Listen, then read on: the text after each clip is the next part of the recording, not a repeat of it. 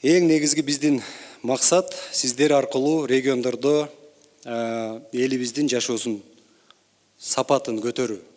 Кандай кылганда ушул региондор өнүгөт, кандай кылганда жакырчылыкты жоёбуз, кандай кылганда биздин экономика өнүгөт. Биздин эң негизги талап баарыбыз чарба иши менен, экономика менен иштей турган убак келди, урматтуу жетекчилер. Ошондуктан баарыбыздын милдетибиз өзгөчө райондун жетекчилерине коюлган эң биринчи милдет райондордогу социалдык экономикалык жактан өнүктүрүүнүн жаңы программаларын иштеп чыгуу. Ар бир аким мына жерине эртең барасыздар, ошол жерге барарыңыздар менен тиешелүү өзүңүздөрдүн кызматкерлери менен, эгерде ушул аппараттагы кызматкерлер жетишсиз болсо, ошол райондогу тажрыйбалуу кишилер менен пикир алмашып, албетте эң биринчиси эл менен пикир алмашыш керек. Ошол жерде элдин көйгөйлөрүн биринчиден изилдеп чыгыш керек. Ошонун негизинде райондун өзгөчөлүктөрүн эске алып, мен ойлоймун бир жаңы программаларды иштеп чыгасыздар кыска мөөнөттө. Андан сырткары биздин ушул урматтуу президентибиздин, ошондой эле биздин министрлер кабинетинде багыты райондоштуруу, экономикалык райондоштуруу. Ар бир райондун өзүнүн өзгөчөлүктөрү бар. Бардык райондор менен баарыбыз биргеликте ушул райондоштуруу маселесин дагы экономикалык райондоштуруу деп айта элем. Ушуну карап чыгышыбыз керек, артыкчылыктарды.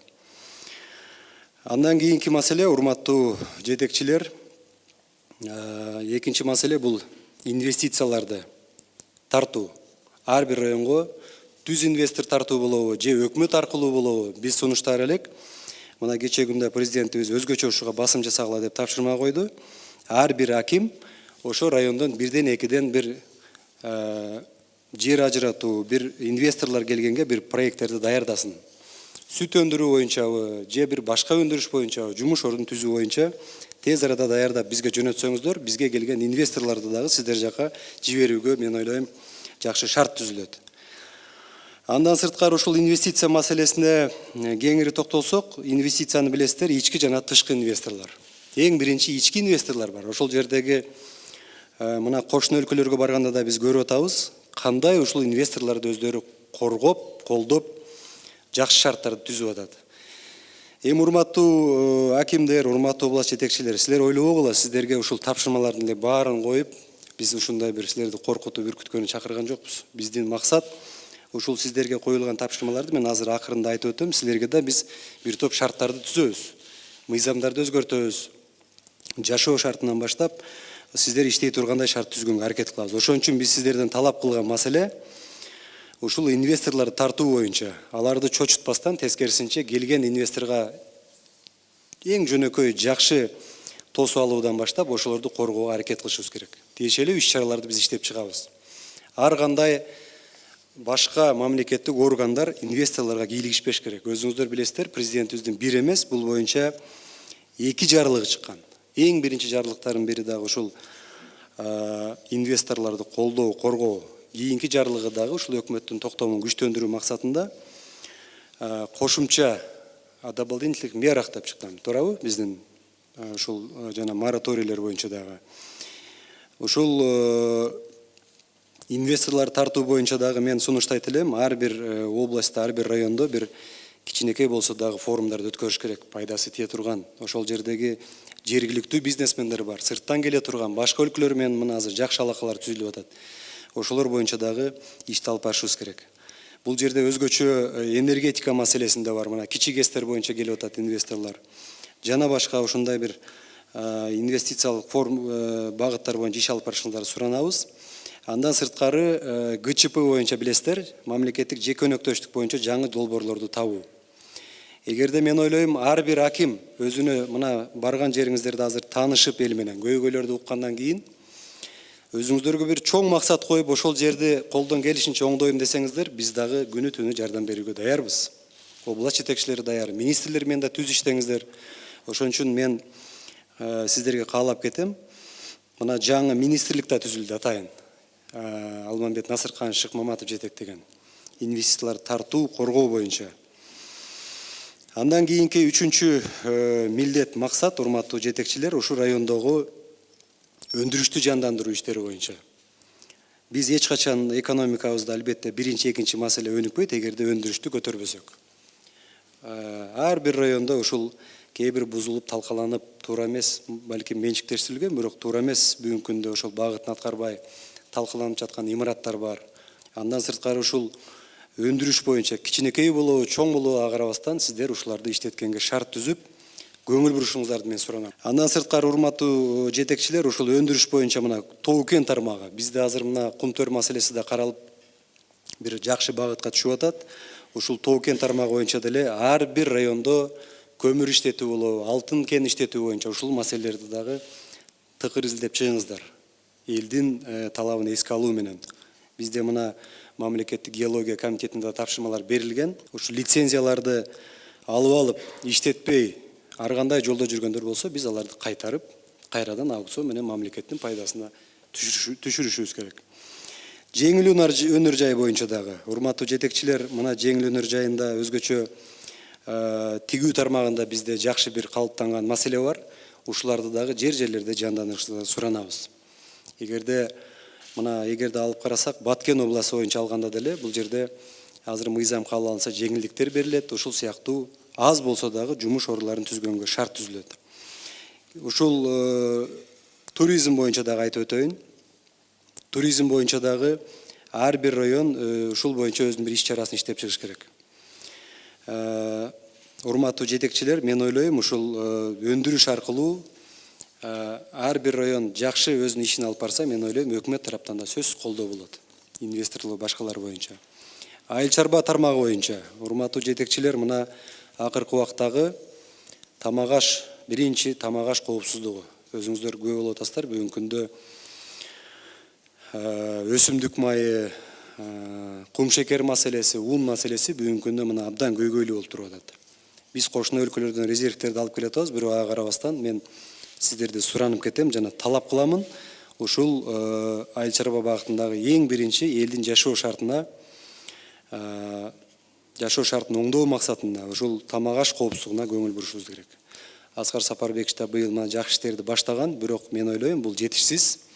Эмдиги жылга биз быйыл пландаштырышыбыз керек. Канча ушул импортозамещение, өзгөчө таза продуктыларды өндүрүү боюнча өзүбүзгө жеткенин биз ашыкчасын сатуу маселесин да карап чыгышыбыз керек. Ар бир райондо өсө турган жакшы биздин таза продуктыларыбыз бар.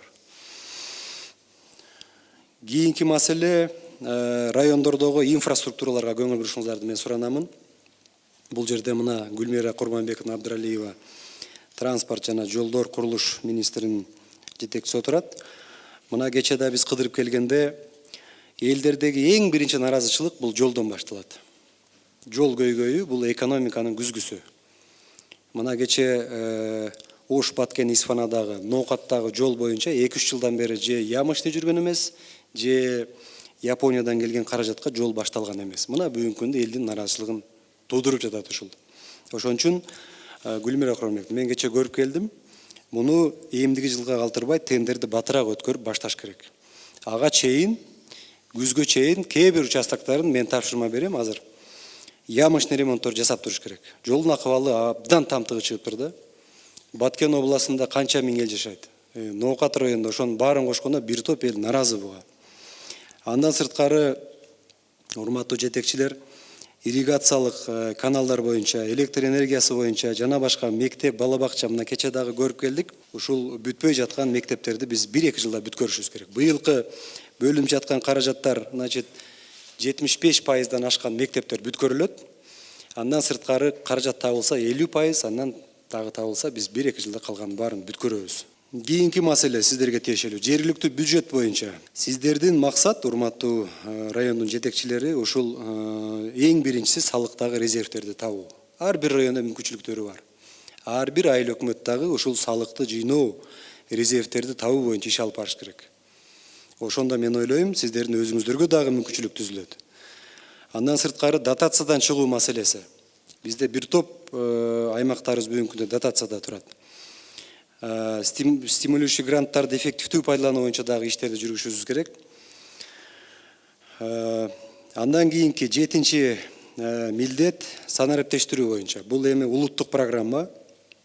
Санариптештирүүдө эң негизги багытты биз өзүбүз алып барабыз. Бирок жерлерде дагы ушул автоматташтыруу иштери жүргүзүлүш керек. Кече мына дагы 1-2 райондо калкты тейлөө борборлорун ачтык. Биздин максат ушул ар бир район шаарда калкты тейлөө борборлору ачылыш керек. Элибизге жакшы шарт түзүлүш керек. Бизнести дагы чуркатпай, мына Бишкекте азыр центр обслуживания предпринимателей жакында ачылат. И райондордо дагы ушундай бир шарттарды түзгөнгө аракет кылышыбыз керек. Мен айтайын дегеним, аймактарда дагы санариптештирүү маселеси жакшы жолго түшүшү керек. Урматтуу жетекчилер, кийинки милдет, баарыбыздын милдетибиз өзгөчө сиздерге да тиешелүү, бул ковид менен иш алып баруу максатында. Бүгүнкү күндө биздин экономика, биздин туризм, мен ойлойм, ушул маселени канчалык деңгээлде биз чечебиз, ошого жараша кетет. Мына кече Бишкекте 21 майда жаңы лаборатория коюлду, Түштүк Корея менен келишим негизинде. Биз суранып атабыз, Ош шаарындагы аэропортко дагы ушуну коюу. Туризмдин сезону башталып атат. Келер замат тестти тапшырат, жарым сааттын ичинде чыгат. ПЦР тест. Туристтер үчүн. Мен ойлойм, бул да болсо биздин ушу туризм багытына болгон салым болот. Жакшы жактарыбызды көрсөтүп, биздин Кыргызстан вообще ушу келечекте ковид жок өлкө болсок, биздин экономикага мен ойлойм, туризм жакшы салымын кошот. Урматтуу жетекчилер, эми чындыгында маселе абдан көп. Мына кылмыштуулук боюнча дагы көрсөткүчтөр менен иштейсиздер. Жакырчылыкты азайтуу боюнча иштейсиздер. Андан сырткары райондордун борборун калыбына келтирүү. Мындай бир келген конокко ошол райондун борборундагы тазалык маселеси, тартипке келтирүү, ошол жердеги бир жанагы машинелердин парковкаларынан өйдө тазалык маселеси, башка маселелердин баарына чогуу иш алып барабыз. Бирок ар бир аким ушул боюнча өзү жакшы иш алып барыш керек. Жергиликтүү конуштарды таза суу менен камсыз кылуу. Мына биз барган жерде жакшы иштер да жүрүп атат, бирок ушул суу маселеси да чечилбей жаткан жерлер бар. Ошон үчүн урматтуу жетекчилер, таза суу маселеси боюнча дагы биз дагы атайын жыйын өткөрөбүз. Айбек Жанышбекович, муну тактап чыгыш керек. Буга чейин да өткөрдүк. 1-2 жылдын ичинде ушулардын баары чечилиш керек. Андан сырткары ар бир райондо өнүгүү фонддору бар. Туурабы? Кен байлыктардан түшкөн, башкалардан түшкөн областтарда бар, айыл өкмөттөрдө бар. Ушуларды дагы азыр мына кээ бир мыйзамдар каралып атат, бирок ушулардын баары калыс чечилиш керек. Мен оюмча, бир айыл өкмөттө алтын кен болуп, башкада жок болсо, андай болбош керек. Райондордо мындай теңдештирүү механизмдерин карап чыгышыңыздар керек, урматтуу жетекчилер. Айыл чарба боюнча кошумча айтпаптырмын. Буга чейин да биз Аскар Сапарбекович менен караганбыз. Жаңы жерлерди өздөштүрүү. Жаңы жерлерди өздөштүрүүдө ушул ирригация системасында мына жумуш биздин бир топ мигранттарга дагы кетпей ошол жерде иштегенге мен ойлойм шарт түзүлөт. Урматтуу жетекчилер, мына Конституция кабыл алынды. Конституция 5 майда кол коюлуп күчүнө кирди. Азыр алдыбызда бир топ мыйзамдарды өзгөртүү талабы турат, жогорку кеңешке киргизебиз. Эң биринчиси бул ушул жергиликтүү мамлекеттик администрациялар жөнүндө, жергиликтүү МСУ, мына айыл өкмөт, шаарлар боюнча мыйзам долбоорлору даярдалып атат. Эми урматтуу жетекчилер, биз сиздерге ушул тапшырмаларды эле койбостон башында айтып өттүм, сиздерге шарт түзүү боюнча да 1-2 маселелерди айтып өтөйүн. Эң биринчиси, менин маалыматым боюнча 40 райондон азыр бир 16 районунда кызматтык үйлөр бар. Оны жарактуу деп атат, калгандары ремонтко муктаж экен. Булардын ремонтторун чечишибиз керек. Областын жетекчилери менен биргеликте. Андан сырткары калган азыркы бара турган акимдерге биз шарт түзүп беришибиз керек. Тез арада бүгүн сүйлөшүп, ушу мына кураторлор да барат экен, уюштуруу бөлүмүнө сиздерге тапшырма. Мен сиздерден суранып кетем, урматтуу жаңы дайындалып жаткан акимдер. Мына ушул эртеңден баштап барып ошол жерде жумушуңуздарды баштайсыздар. Анан көпчүлүк учурда башка шаардан жашап, ошол районго барып келип иштеген учурлар жок эмес. Билебиз аны. Ошон үчүн президентибиздин тапшырмасы, биздин талап, жеринде жашайсыздар. Үй бүлөңүздөрдү да ошол жерге алып барып, ошол жерде эл менен чогуу болуп, мектептерде эгерде жаш үй бүлөлөр болсо, балдарын ошол жерде окутса, бул мына кече мен барганда дагы ушундай талапты коюп атышат. Бул бүгүнкү күндүн талабы. Эгерде жеринде жашасаңыздар, ошол жерде бир күнү түнү кандай бир кырсыктар болушу мүмкүн, чрезвычайный ситуациялар болушу мүмкүн. өзүңүздөргө жакшы. Ошон үчүн биз шартты ушундай түзүп атабыз.